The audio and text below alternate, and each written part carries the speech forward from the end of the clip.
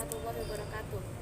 Kami dari kelompok 6 pada mata kuliah komunikasi bisnis yang beranggotakan saya sendiri Nala Rantujana, Nur Mas Aziz dan Maharandi, Putri Puji Rahayu dan juga Ria Fariska.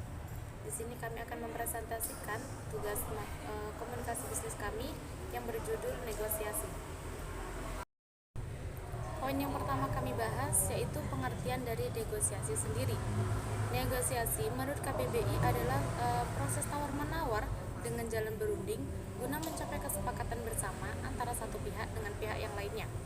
Kemudian menurut Robbins, yaitu sebuah proses yang di dalamnya ada kedua belah pihak yang bertukar barang dan jasa serta berupaya menyepakati tingkat kerjasama tersebut bagi mereka.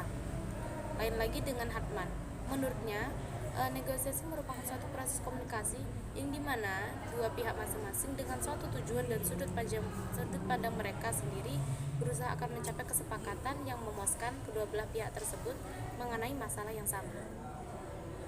Waktu negosiasi adalah bentuk interaksi yang dilakukan untuk mencapai suatu kesepakatan. Negosiasi dibutuhkan kapan dan di mana saja, baik pada saat berusaha mendapat klien, berupaya mendapatkan proyek, atau saat ingin membeli suatu barang di pasar. Negosiasi bisa dilakukan di antara dua pihak atau lebih dengan kepentingan yang saling bertentangan dan berkehendak untuk memecahkan masalah yang dihadapinya bersama. Syarat untuk menjadi negosiator: yang pertama, syarat berhubungan dengan fisik seperti kecerdasan, pandai bergaul, perhatian, dan memiliki rasa toleransi. Yang kedua, syarat yang berhubungan dengan kepribadian seperti jujur, kreatif, inisiatif, dan konsekuensi.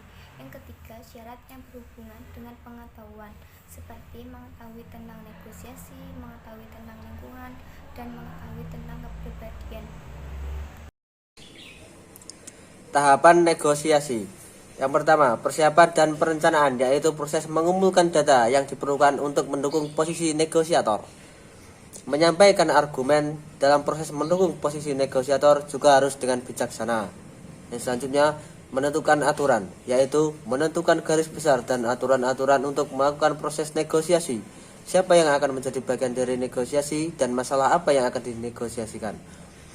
Selanjutnya, penjelasan, yaitu tiap pihak harus mengutarakan apa yang diinginkan.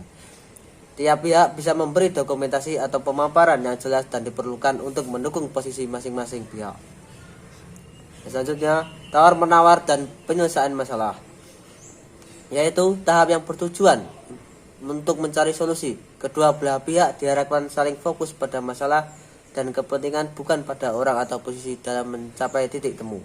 Yang terakhir, implementasi. Segala sesuatu diputuskan secara bersama.